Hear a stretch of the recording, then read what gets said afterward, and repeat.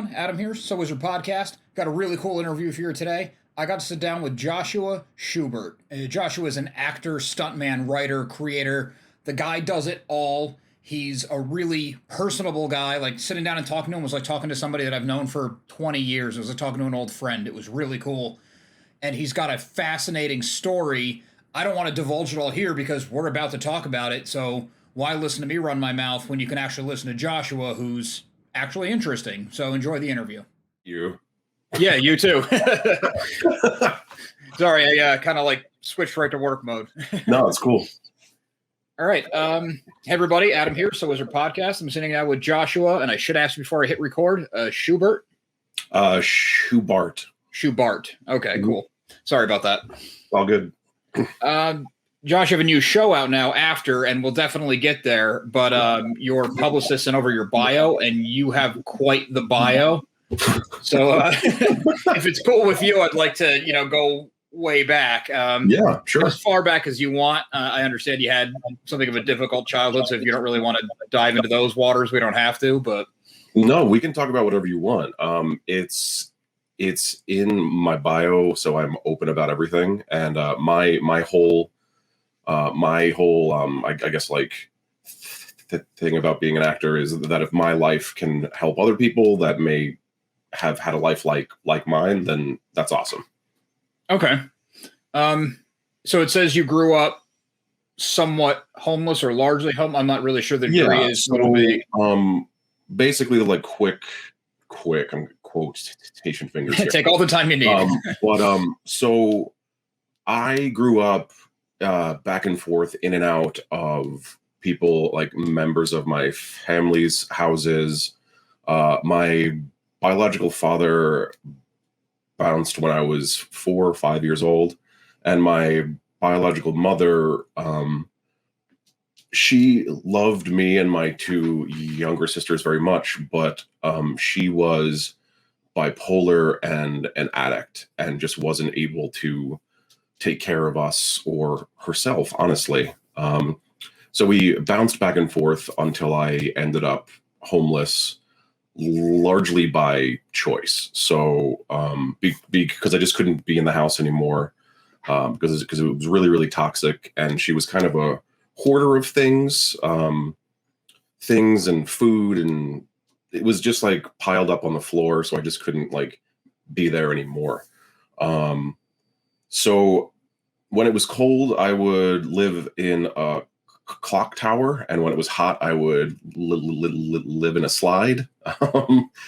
And then when I was around 14 years old, I got into the foster care system. It's actually this thing called the kinship foster care system. So I got taken in by my biological aunt and uncle, who I call mom and dad because that's who they are. And that's kind of like that. Okay, Yeah. that is fascinating. And was that all in New York? Yeah, so that was all out on Long Island in New York. I moved to a lot of places out here. I currently live out here too, but now I own my own home, and I'm happily married and like all that stuff. So well, excellent. there's a happy ending there. Yeah. Out here being Los Angeles, or? No, I'm in New York still. Okay. On Long Island. Yeah. Oh, great. I'm like 3.5 hours north of you. Oh, cool. Yeah. Up near Albany. So then you went to, I think it was, you got enrolled in a Catholic school, and that's where you found acting. Yeah, man. It was like, what's your policy on cursing on the show? Whatever you want. All right, cool. So it was fucking crazy, right? Like I went from like being out there, like eating out of dumpsters and shit. And then I got into this awesome home with these awesome people.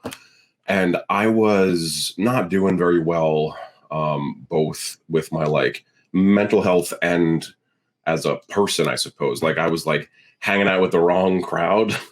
Well, understandable. You were living on your own at 12. A lot of drugs, like tons of them. And I was 14 years old. So I went from that to this house and this Catholic school, which was wild. And I didn't know what the fuck I was going to do or how I was even going to operate here.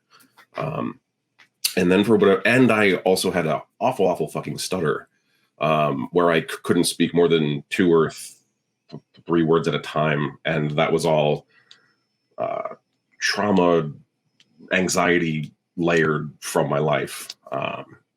Yeah. And then for whatever reason, I auditioned for the school play just like on a whim. And once I walked up on stage, I could speak in complete sentences for the first time in my life. It was crazy. And I loved it. And I knew what I wanted to do with the rest of my life. And I quit everything that was bad. And I just kind of hunkered down, and that's where I am now. I'm a professional actor and I'm having a great time. That is awesome. And it's cool that you went for the play, like you said, on a whim, because I mean, at least when I was in early high school, that would attract the kind of attention you didn't want, at least where I went to school. So for you to maybe already feel like a fish out of water a little bit to go for it anyway, it's such a great thing that you did. Yeah. I mean, I wasn't ever part of any real crowd that was quote unquote popular, right? Like, I wasn't into sports. I didn't, I've always been a nerd. I've always loved watching cartoons, reading comics, playing video games, and just like, honestly, like playing chess and playing D&D. Like, I'm a nerd, dude. So, and yeah, and it seemed like an interesting thing, and I was like, fuck it. So, yeah. Okay. Well, good attitude, because it worked out. And so you took the acting. You went to I don't know if it would be a college. It's Stony Brook's a college, right? It is. Yeah. Yeah. So okay. I didn't know if it was like a I can't even think of the word. Not an apprenticeship, but where you learn to act, but kind of like live. Oh yeah, yeah. That's kind of what it would be called, or like you just take like acting classes in the city. Yeah. So I went there for my undergrad, and it was great. It was a BA, so it was a well-rounded education, but I mostly did acting when I was there, and some gen eds that got in the way. Yeah, like a lot of weird maths and a lot of weird sciences, but it's fine. Yeah. Got to do it. And being in New York was your first exposure to acting stage? It was, and that was my entire focus, and that's what I thought I would be doing. I thought that I was going to be doing nothing but regional Shakespeare, and that's what I was working towards. And then when I left my master's program before graduation, because I was only there for part of the time, I moved back to New York, and there was a lot of TV and film here, and I just was like, I like movies. Let's try this out, and then that's kind of what happened. And that's how I got into TV and film, and it's been awesome. I love TV and film. Was it I mean, the way you're saying it now, it makes it sound like you're like, hey, let's give that a shot, and then you're in a movie. I'm sure it was a much longer process. It was a much longer process. Yeah, for sure. But the year that I got back, I managed to get on a TV show called Monsters Inside Me on Animal Planet, which is like a really weird reenactment show where the people have like parasites in their body. So I was playing a guy that had a tapeworm in his eyeball, and it was probably the most fucked up shoot I've ever been a part of, because they were like spraying shit in my eye over and over again for like one of the shots, and I was like, oh my god, I made it, I'm on the TV.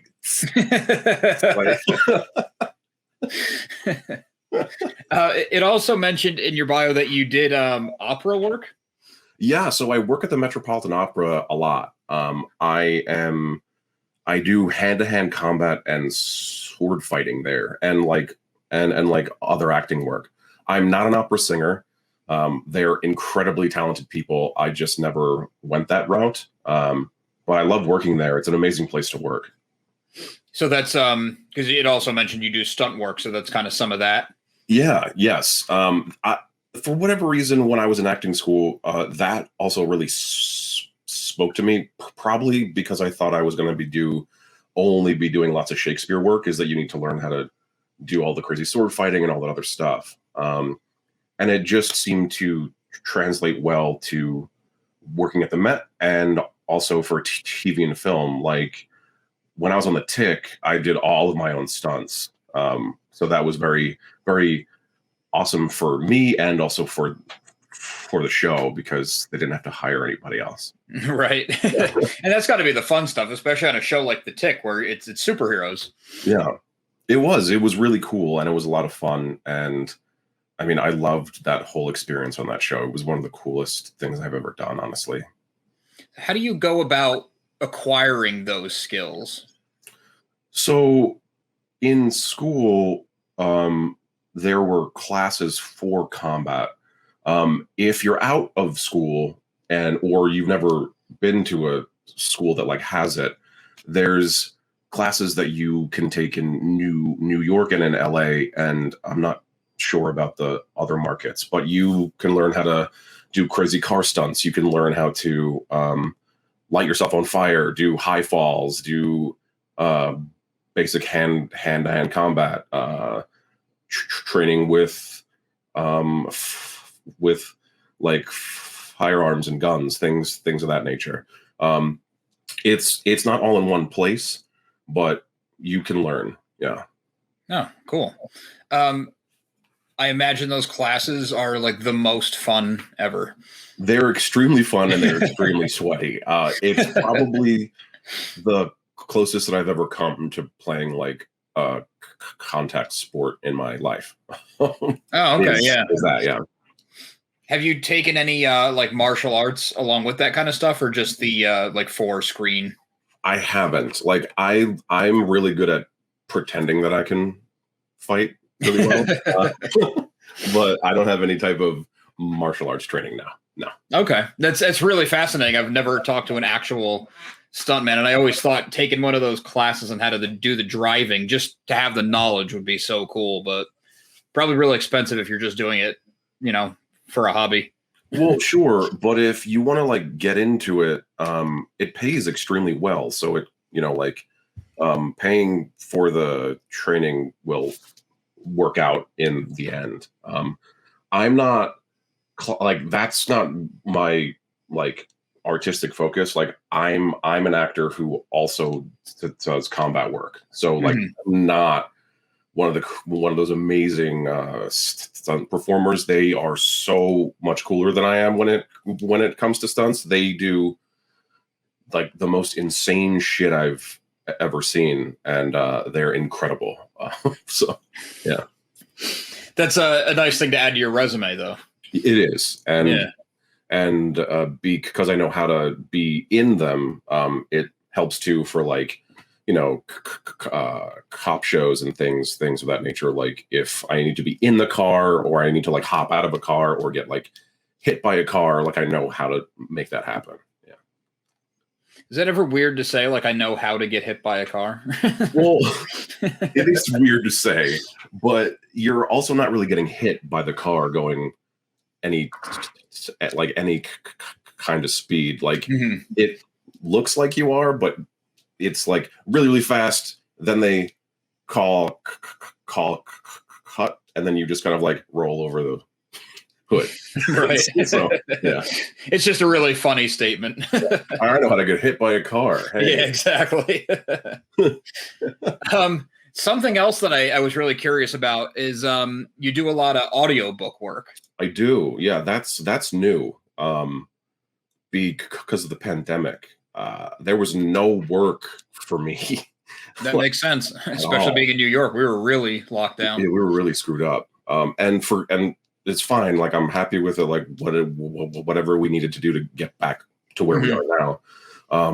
But I was going fucking crazy, dude. I didn't have any way to express myself. So I made this home audio booth, which is actually right next to me that you can't see, but it's great. I've got like it's broadcast quality booth, and I do tons of audiobooks, lots of auditions out of it for everything that you can do out of an audio booth. So it's a nice thing that I've added to all the other stuff that I do.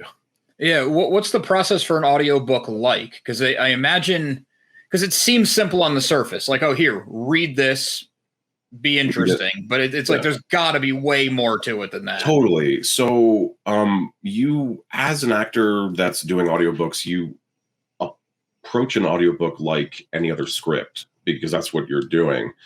And you also have to play all the characters in the book. So you have to take notes. You have to come up with like who they are as people, and then what they sound like, and when they're speaking to each other, it's fucking crazy, because you have to like hop back and forth between two personalities. And if you're not hiring a person to like audio engineer it for you, then you have to then do that yourself, which is what I also do myself. So I've learned a lot about that side too, which has been cool. So now when I edit anything that I need to, I'm hyper aware of how everything sounds now. So that's awesome, but also awful. More work. Yeah. So when you read a scene, say between two characters, you jump back and forth live in the reader. Do you read all of one character's lines, all the other, and then do it afterwards in like audition or something? Right. So I do it all at once. I just hop back and forth. It's a lot easier that way, because then you kind of get the flow, and like everything kind of makes sense as opposed to later when you're trying to edit everything together and you're not really sure like what the pacing was and all that stuff, at least for me. Yeah. How do you find breaks in it? Like, I'm sure you can't read an entire novel on a bridge, straight through beginning to end every time. No. So I record a chapter at a time, which is actually how it's like normally broken down. So I'll record a chapter, then I'll go one at a time, and I'll try on like a really, really awesome day to do like 8 a day. Wow. But it's hard on the voice, and it's very sweaty in an audio booth because it's so enclosed and stuff. So it's an adventure. Yeah, it's a fascinating world, because I love audiobooks. I always have, and I've been leaning on them a lot more lately, just with like working from home and being home all the time and things like that, walking the dog. I always have some kind of audiobook running. So I was always interested in the process. Well, that's awesome. Yeah, it's cool to get to talk to somebody who does it, because then I kind of get an inside look. I do mostly romance novels. So if you're into that, I mean, they're fun, and because of how I sound, that's kind of my niche. And I work for a company called Butter Dragons. They're based out of the Netherlands, and they came to me and out of nowhere, and it was cool. They were like, "We like your voice," and I was like, "Okay."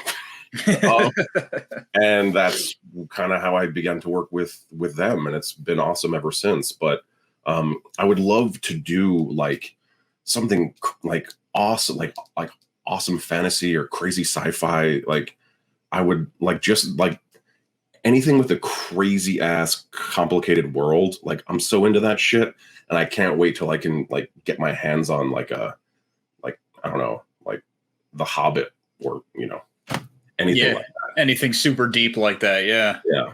You want to do those lines that when you read it in a story or hear it in a movie, it sounds great, but when you break it down and repeat it, it's like, what are these words? Yeah, right. Exactly. Speaking of your voice, because you do have a great voice, do you do or audition for voice work, like cartoons or anything like that? I do, yeah, all the time now because of the audio booth. Yeah.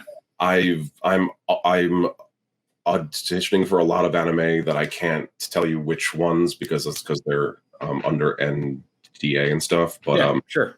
anime, animation, video games. It's cool. It's like everything that I like to watch and I like to and I like to interact with was is now what I'm auditioning for. And also you like meet like people that you've heard like for your whole life. Like I met over the internet, but I met the actress that played Nurse Joy and like 80 Pokemon.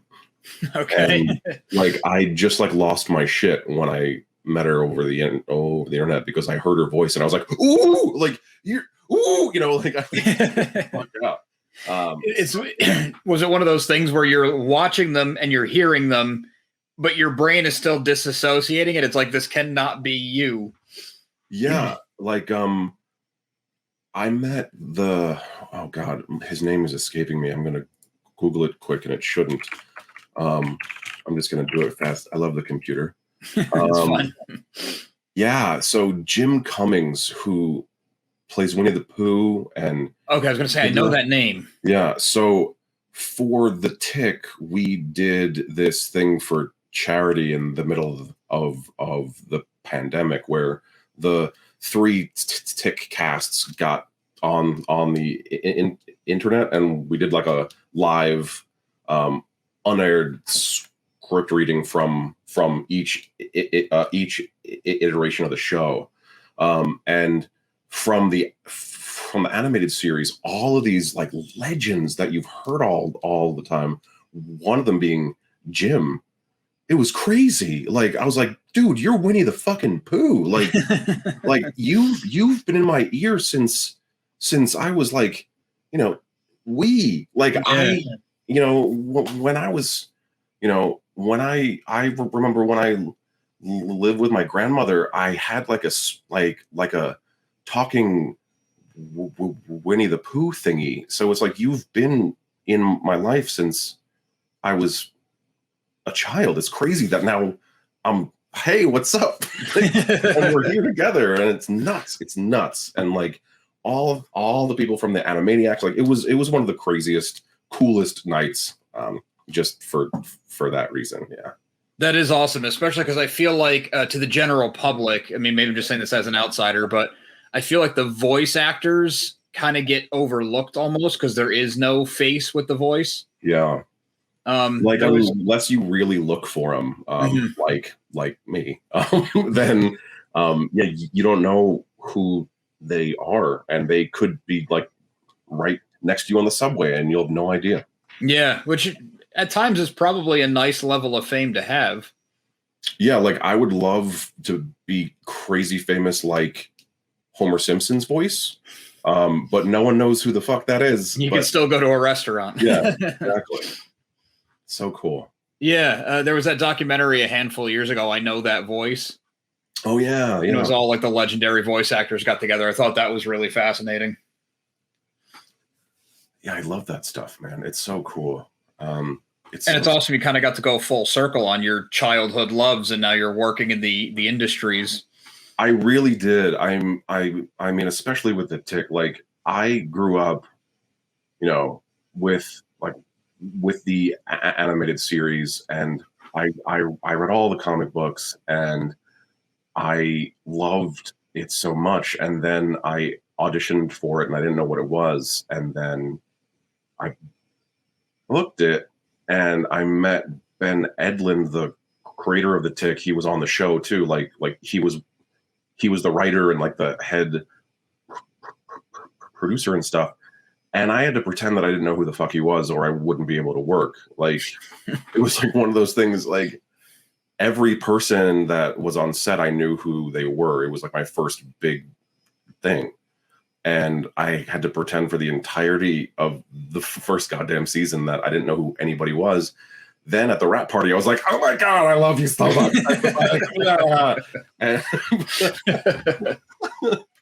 But yeah, it was cool, man. It was like it was meant to be. in a way. Like, at least that's the way I saw it. It's cool. Yeah, that's really cool, especially because you were so into the world. It's not just the right genre, but it's a property itself that you loved, and it's an Amazon show. Like, they don't half-ass anything. No, it was a very expensive show. Like, I think they spent like $5 million an episode. Oh wow, yeah, that's insane money. Which was wild, but it looks great, so it makes sense. Like, it makes sense that that's what they paid for. So yeah, they put the quality in for sure. Yeah. So you got that job also based in New York, or do you go back and forth ever? I audition for things in LA, but I haven't booked anything there yet. I say yet because it could happen at any time, but yeah, I've worked here in New York. I mean, on the East Coast, I've worked in Spain, Georgia, Florida, all over the place on like this half of the world, and not on the other side. So I'm hoping to get over there at some point, but it's been okay here in New York too. So I don't really care. Yeah, that's great that you get to stay home with your family or be closer to home with your family for work as an actor. Yes, which is great, which is really great. Yeah. I mean, it's long ass hours, obviously, but it's not.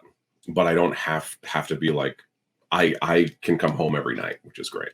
Yeah, exactly. You have to fly out to LA for 9 months. I'm sure that'd be difficult.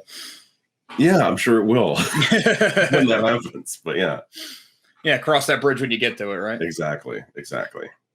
Very cool. So you do have a show that's currently running, along with a ton of other projects, it sounds like. But I want to dive into After. Sure. Yeah. I made After because, okay, so here's how it kind of happened. The idea for After came to me at my wedding in 2013. I had just said I do, and I was walking away from the altar, and I took a look at my wife, and I immediately thought, like, what the fuck would I do if you died now? Like, not in like a weird, I know it's like a weird thing to like be like, I just got married. What am I gonna do if you're dead? Right. But it just kind of like popped into my brain, and it wouldn't leave me for a long time. And not in a way that I was like, oh, is my wife gonna die every day? But just in a way that it codifies everything for you. I don't know if you are married or not, but yep, I am. When you commit to another person in that way, it changes fucking everything for the better, right? And it's just like, you can't imagine your life without them anymore. And then, so I was working with that in my head, and I just had to write it down, and I didn't know what it was going to turn into. And I combined it with that idea, and I'm a huge advocate for mental illness awareness because of everything that happened with my biological mother and my own my own issues with it. I tried to leave the earth 6 times before I found acting. So I very literally say that acting saved my life, because it was that other moment in my life where like everything just like made sense and moved forward. And in my own life, when I would hit those places, I would try and move through life in a newer, more positive way. So what I wanted to show was that this happens to a person, and then they can move on. It's maybe not perfect, but it's better, and that's all that we can hope for. And then number 3, I'm a big dude. I'm like 6'2". I'm 280 pounds. And in the media or in entertainment, dudes like me are either really funny or they're really bad, or they're bad and funny, and there's no really, and there's not much in between. And I wanted a show for people like me that where they could be in love and they could experience loss and they could just be a human being in a way that isn't usually seen. So that's right. So what is it about is what you asked me. So After is about a guy who recently lost his wife, and he moves back home and tries to get back into the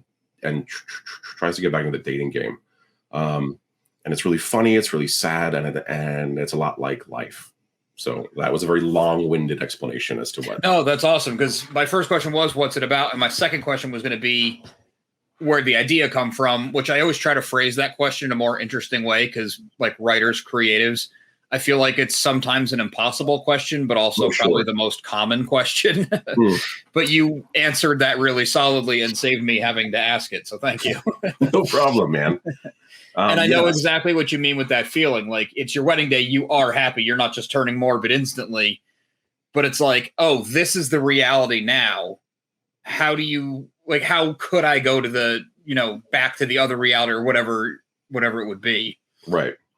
It doesn't make any sense. Like, it feels like when I even, like, my younger brothers and people are totally single, and like what they have to do to be on dates is the weirdest goddamn shit I've ever seen, and I don't understand it. Like, I'm so out of that world. Like, when I was going on dates, you just like spoke to people out at things, and you're like, hey, you have a face I like. Maybe you won't be insane, and like, let's find out. Yeah. Now it's all the dating world now, between online and social media and stuff like that, I'm so glad to not be part of it. It just looks and sounds like a nightmare. Yeah. And is that the kind of stuff that you're exploring in the show? Like, he's just totally out of his depth, and well, it's you, but the character. Yeah, like, it's all about like the new world and like of this happening, and also he is constantly remembering back to what it was like with his life, with his wife. So as things happen to him in the present time, we hop back to like see how it was back then, how it is now, and then how it all mixes together in this really ugly, happy, hilarious thing. Yeah, which I'm really proud of. And there's some awesome, like, there's some amazing people in this show. Like, I mean, other than me, Brian Michael Smith, who is an incredibly, incredibly talented man. I'm so proud of him. He is on a TV show called 911 Lone Star on Fox. And he has been working very hard as a Black trans man to like bring that into the focus, and so that people can like see and watch and like totally understand that trans people are just like you and me. And it's been amazing, and he did incredible work on After, and he's doing incredible work there. And yeah, there's so many people that are just doing so great off that, like Anna Suzuki, she's on New Amsterdam. Olivia Baptista, who's also in the show and also one of the producers, she just did an audiobook called the Coldest Case with Aaron Paul, which is really cool. And she was on Mr. Mayor. I could just like talk about everybody, but like, I'm just so happy and lucky that they all said yes to my show. So how does it, I mean, without keeping you for a month, how do you go, like, conception? I get that. You write scripts. I get that. How does it then become something that I could, as soon as we're done here, I can pull up through IFT and watch it? Like, do you pitch it to networks? Do you bring it to your manager first? Like, how do you go about getting a TV show? So it depends on what you're like, how you want to do it. So in the case of After, I made it all myself with my two producing partners. So we like had like it feels like endless meetings about it. And then we went out, got money, we hired everybody, then we shot it, and then we went into post-production.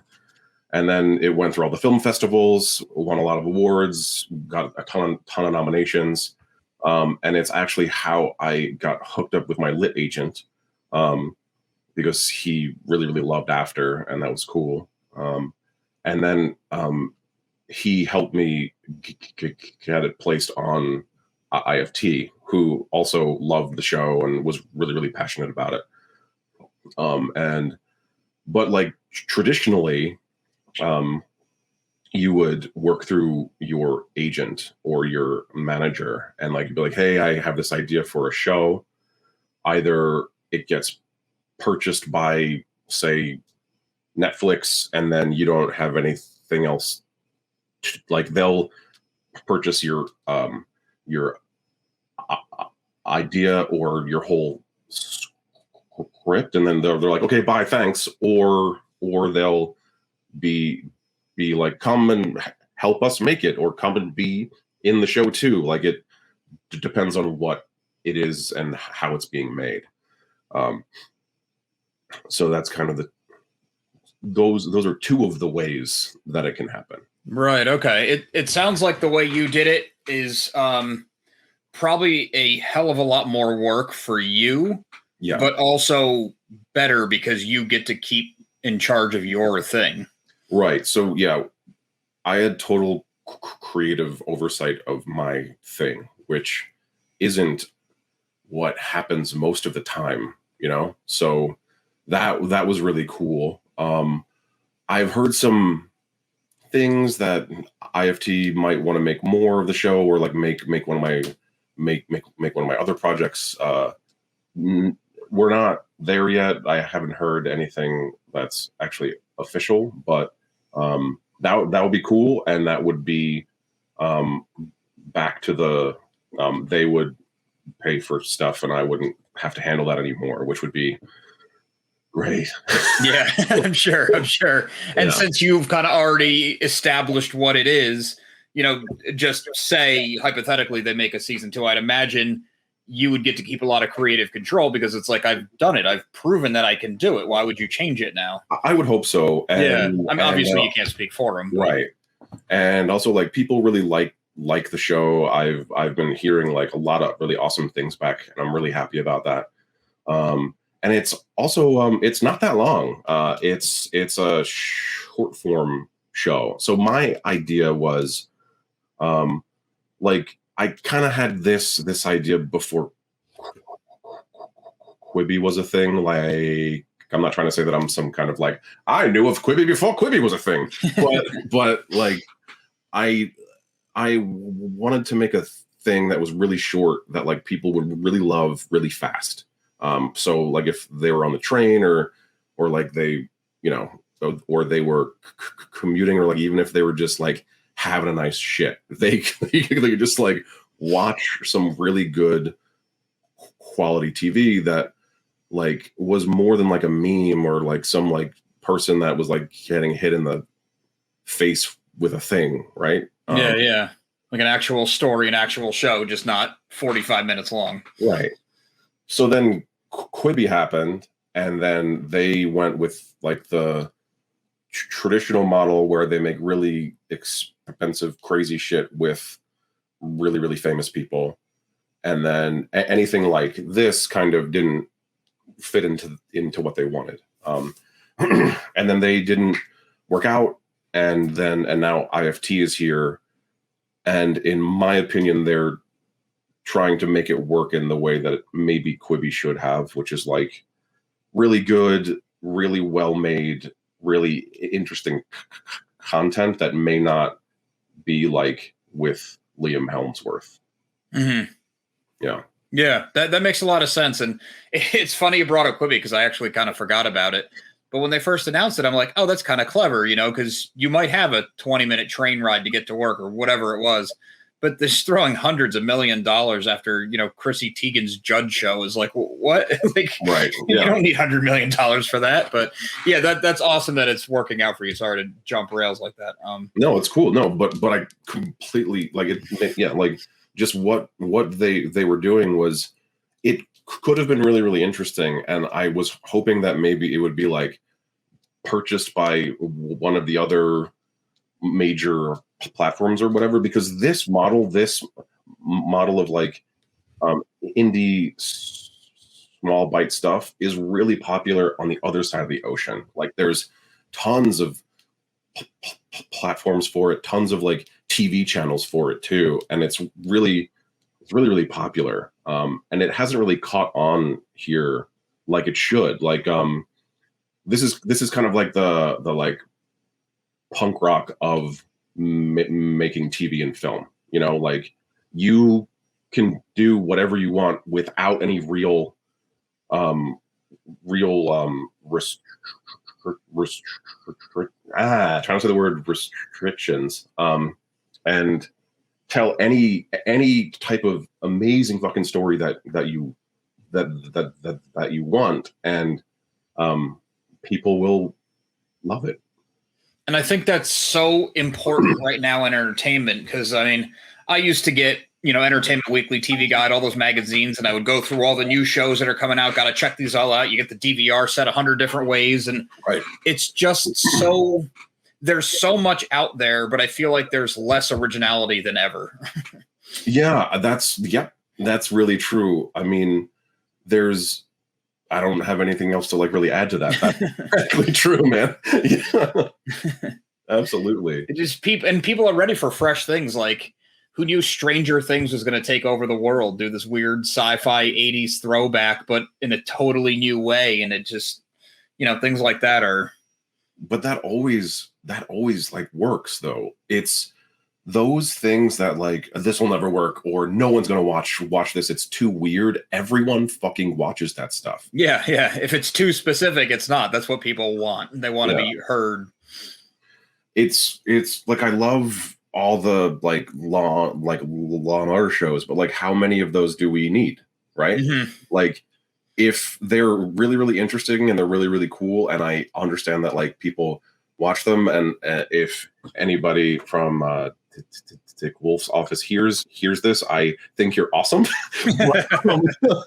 But we need other stories too. Like there's so many other stories that we haven't heard or seen or even know about that I would love to see. I'd love that shit. It would be great. It would be fucking great. Yeah, absolutely. Is even in those worlds that the world itself feels like it's been done so many times, like say Law and Order, I'm sure there's an element or this little weird offshoot of some law thing that works every day, and the general public has no clue it's there. Like, I'm sure there's something else to mine. Absolutely. Like I would love like an agricultural law show. Mm-hmm.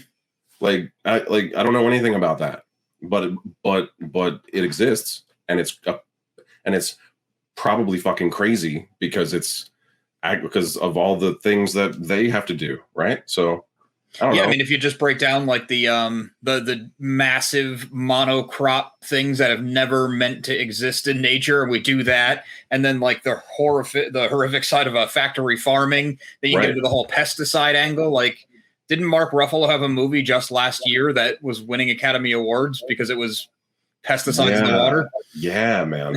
So it's there. There's an audience for it. Yeah, and that's what Aaron Brockovich was about too, right? Yeah. Yeah, I think it was. Yeah. That was the quirk in that. It's interesting because there's always a new angle to attack, but we don't use them. Right. But you are. you made something personal and unique, but also very relatable and familiar, but in the best ways. Yeah, and which was what I was kind of that's what I wanted to really do, is when we traditionally watch things about mental health, it's either like we don't talk about it really the way that it needs to be talked about, or we like skirt around it. in a really shitty way. So when after was being pitched to places in the beginning, the notes that I was getting back were all like the like mental health part of it was really scary to them, because the main character goes through a lot and a really crazy shit happens to him like right in the beginning of the show. I don't want to like spoil it, so just go watch it. Right, but, right. The notes that I got back were like, we don't like that. It's like it's really really jarring, and it's like that's the point. It's like when things happen to people in this way, it's jarring. It's out of nowhere. It's crazy. It doesn't make any sense. Like if you've ever been to a funeral for a person who has committed suicide, no one's ever like, I knew they were gonna do it. Yeah. it was like, I can't believe this. I had no idea. There wasn't even any like indication, and that's normally the case. Like a person who is on that road, it's like a trigger. A bunch of my stuff just fell down. But as you said, trigger and snapped your finger. Something's going on. Boom. And it just kind of happens, and it's usually out of nowhere. So I'm trying to show it in a more real world way. And I'm glad they went ahead and took the chance. I mean, I haven't seen the show yet. I'm happy for you. You seem like a super nice guy, so I'm glad it's working out. But I am also glad that a network or a service, I guess it's not a network, whatever you'd call it, are willing to take those chances. And I think it's cropping up a little bit more. Maybe, I don't know if safe is the right word, but maybe they're kind of like, dipping their toe in the water before they jump in. But I'm glad there is more of that stuff coming out, because there's so much talk about representation and equality, which of course is good. Yeah. But it doesn't just mean the color of someone's skin. It also means, a mental disorder they might have or something they're dealing with.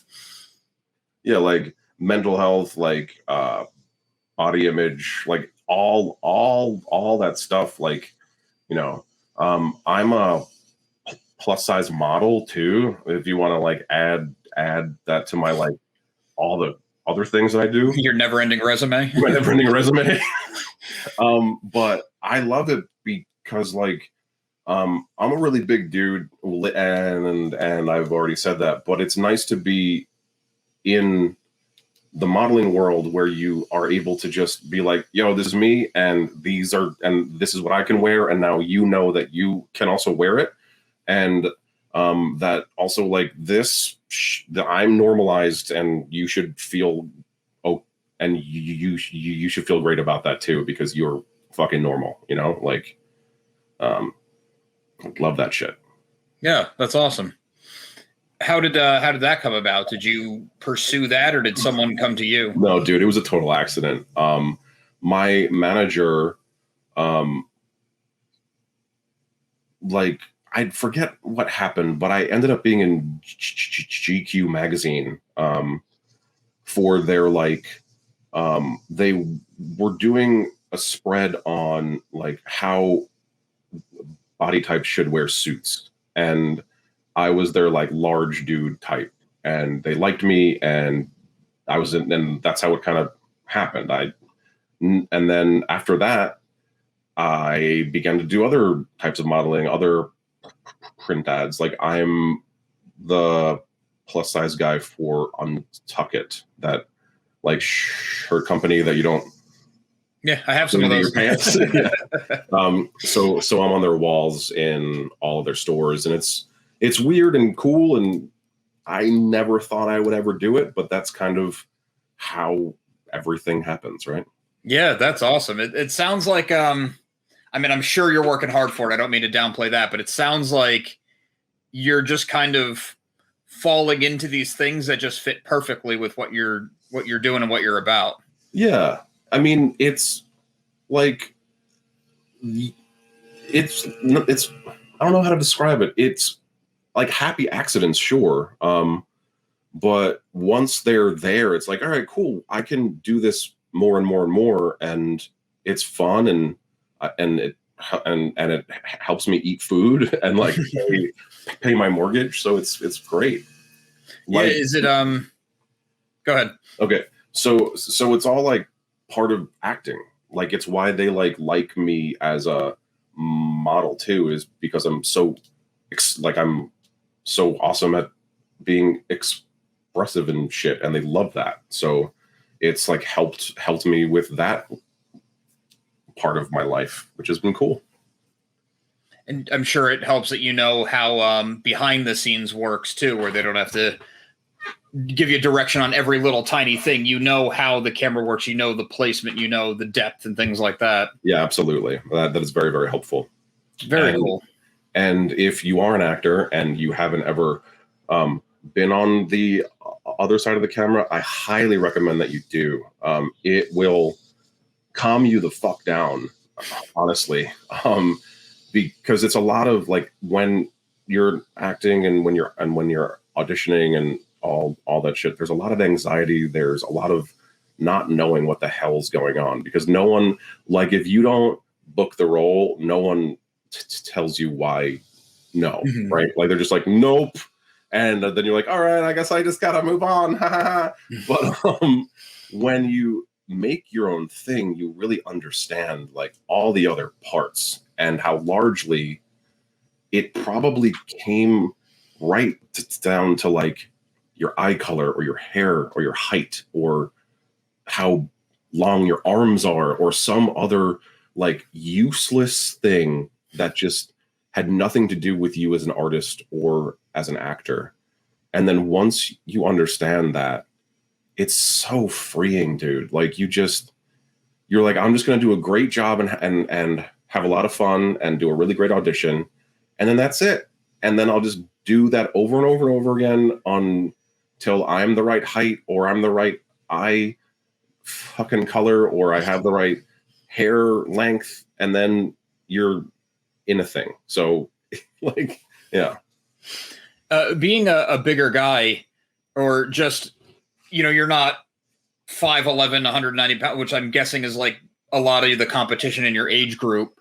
When you go to an audition, do you find it's just a bunch of clones of you, or do you stand out where you feel like, oh, I'm going to be either the very right fit or the very wrong fit for what they're looking for? So it depends on what it is. But as for larger actors that look like me, there's not a lot of us in the industry. Like even, I mean, there's a lot of larger people, but like people, we don't all look like each other. Like there's like people that are very, very overweight, or they're very big, or they're extremely tall, or they're crazy muscular, or they look like me. And we will either go for those at the same time, or like I went in for the trial of the Chicago 7 like two years ago.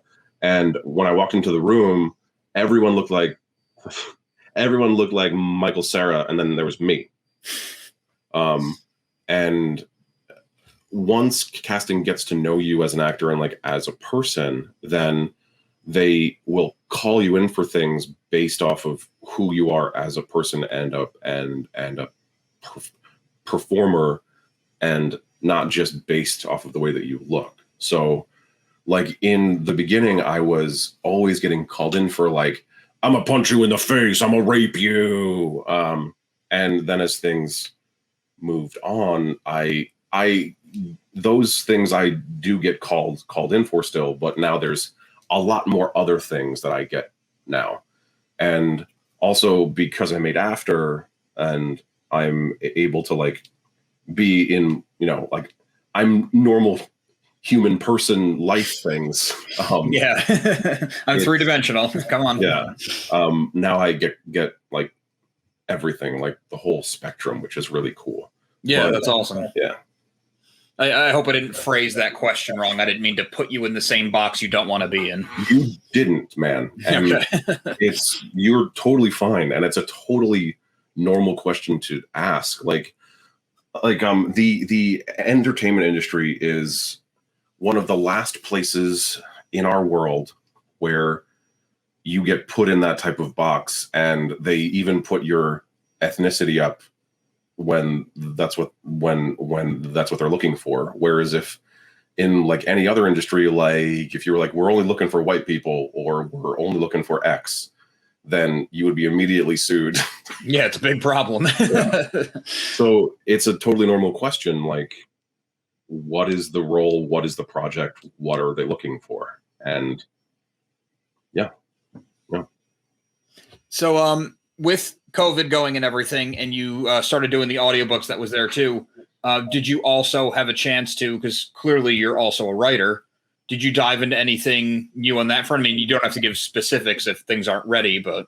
Yeah. So I've wrote like a AI awakening robots science fiction hour-long drama pilot that I'm hoping people will like. Got a feature film that I wrote called We Got What You Need, which I'm really, really proud of. And it's actually been part of my life since first year of college. Like, it began as a play, and then now it's this movie, and it's totally changed. And it's about a guy who works overnights at a gas station, and he's also an independent comic book creator, but he won't move on with his life because he's totally scared to. And there's a whole bunch of other things happening, but it's so I used to work overnights at a fucking gas station, and it made me insane when I was in school because I was trying to get my degree, and I was in the acting program, and I was in plays at night, and then I would work overnights, and I would get like a half an hour of sleep a day, and I was smoking, like chain smoking cigarettes and just pounding Red Bulls, and I was a psycho, like a fucking psychopath person. And but it's so that really is part of this world too, and he hallucinates in animation in the movie. So when he's really going through it, and he's really getting kind of like creatively inspired, he'll go into this world that looks like a comic book, like over and over again. So that's really cool. And I mean, I think it's really cool. It sounds cool, yeah. And also there's a homeless character who is kind of like my experiences with when I was homeless, and just a lot of stuff's happening, just a lot of love and life and creativity and art and everything. So awesome. Yeah, it's good you found a way to make the best of a bad situation 2020. Yeah. The whole year. So I don't want to hold you up your entire day. You're a fascinating guy. I'm sure there's a lot more stuff we could get into, but I really appreciate you taking the hour to sit down and talk to me. Sure, man. Of course. Yeah. So if After is on IFT for people listening, but also do you want to direct them to your socials or your website, anything else you want to plug? Yeah. So, I mean, you can head to my, like, I'm at Josh_Schubart on all my social medias. And then my website is joshuaschubart.com. And you'll find everything about me that you want to find out there. Yeah. Awesome. Well, thanks again. Good luck with everything. It sounds like things are going great, so hopefully they keep going that way for you. Thank you, Adam. Definitely. I'd like to thank Joshua one more time for coming on the show to talk to me about pretty much everything, his life, his career, his drive, his passion, the fact that acting literally saved his life. He's got a new show After on IFT Network, as he mentioned. Please be sure to check it out. Support this guy. I took a lot of inspiration from him. I think he is a really good case of you get out of life what you put into it, and he was driven and he was determined and he's making things happen, and that is amazing. So Joshua, once again, thank you for taking the time to come on the show to talk to me. Best of luck with everything. We have a lot more interviews, a lot more new movie coverage. We have unboxing. We're talking to comic creators. We're helping people with their Kickstarters. So make sure you like and subscribe to the channel. You're not going to want to miss out. Speaking of not wanting to miss out, make sure you listen to So Wizard Podcast every single week, wherever you get your podcasts. So Wizard Podcast can also be found on Patreon, where for as little as $1 a month, you get multiple monthly bonus shows. SoWizardPodcast.com is your resource for reviews, recommendations, merchandise, videos, and more. We love hearing feedback. Drop us a note in the comments. Leave us something on social media. All of our accounts will be found after the show and in the show notes. And I have a comic book out now. It's called Social Studies. Released it with a really good friend of mine. It's a day-in-the-life comedy comic about the high school experience, all the ridiculousness and drama that goes with it. We write it like a sitcom. We keep it fast. We keep it light. We keep it funny. Check it out, socialstudiescomic.com. I also made this cool 40-second little teaser set to some upbeat ska music. Enjoy.